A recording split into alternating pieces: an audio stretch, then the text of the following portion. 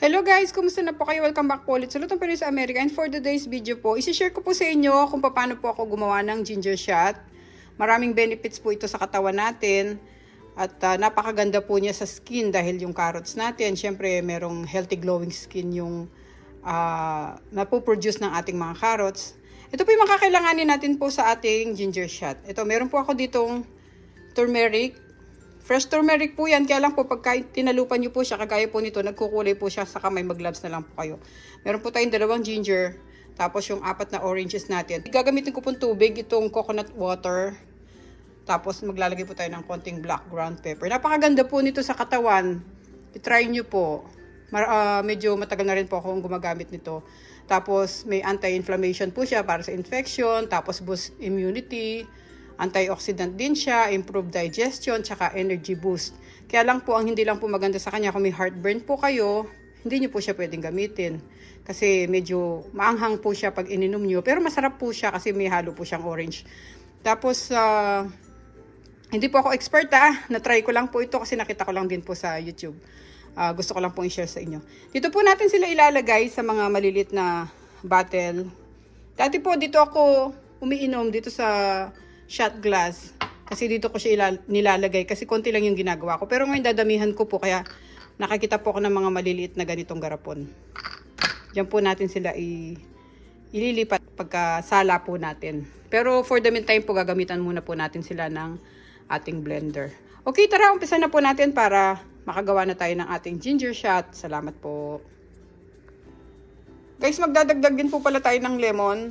Hindi ko po naisama kanina dun sa list natin. So, kung marami po yung gagawin nyo, 2 lemon po yung kailangan. Pero kung kukunti lang po kalahati ng ingredients natin, 1 lemon po pwede na. Okay po, salamat po.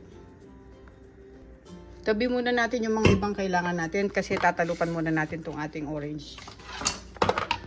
Bali po itong carrots natin na talupan ko na kanina, tsaka itong ginger. Itong ano na lang, orange na lang ang ano natin. Bubuksan natin.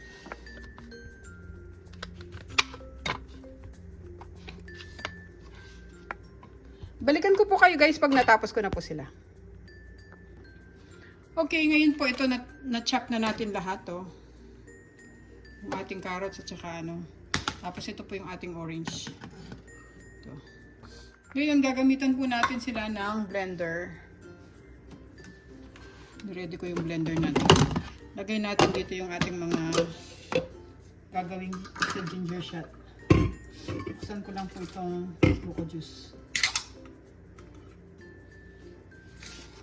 Lagay muna tayo ng kalahati kasi masyadong madami, baka hindi magkasya sa blender.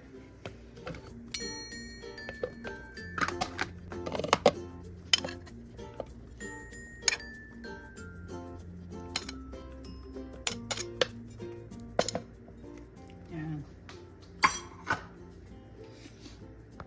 Buhusan po natin ng kalahati muna nitong ating coconut juice. Tapos, drizzle lang natin ng konting black ground pepper. Kasi daw, kailangan daw po yan eh. Kaya ako naglagay. Pero yung mga unang ginawa ko, hindi ko na inano, pero kailangan daw po siya. Kaya dapat lagyan natin. Ngayon, kung ayaw nyo, pwede rin naman. Optional lang na kayo maglagay. Turn on natin.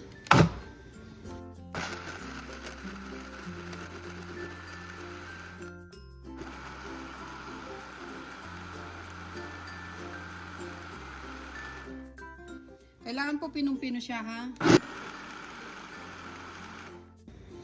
Yan, yan. Okay na po yan. Bubuhos muna po natin ito sa ating pichel.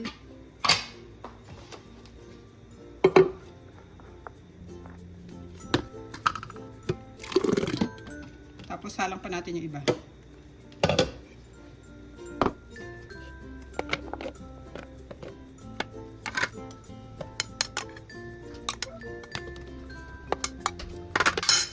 Buhos natin yung coconut juice. Mag-drizzle tayo ng konting black ground pepper. Sara na natin.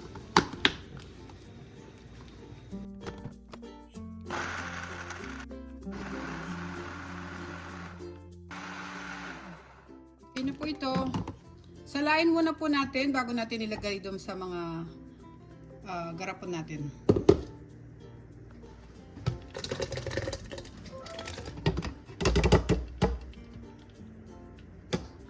Kumuha po tayo ng strainer, dito po natin sasalain. Ayan.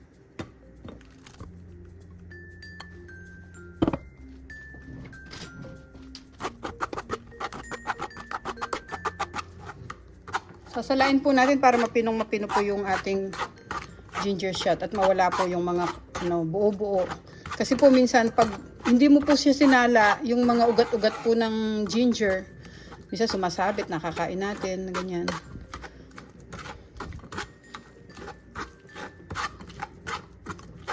Salain lang po natin hanggang matapos po natin lahat yung ating binlender na mga gulay at ano kanina.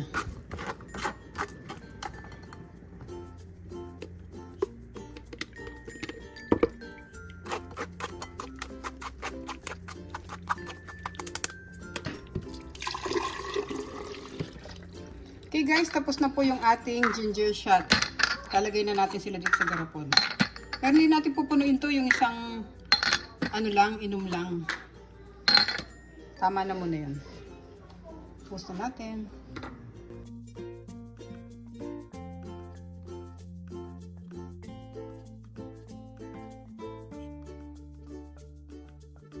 Mukhang mapupuno natin yung siyam. Babuksan ko na lahat.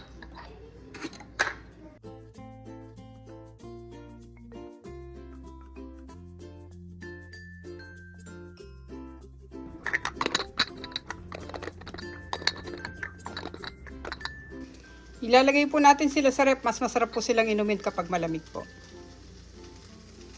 Itong isa pong bote nito, pwede nyo pong gawing dalawa. Ilipat nyo po sa shot glass.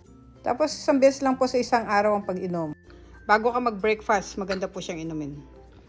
Okay, maraming salamat po ulit sa panonood.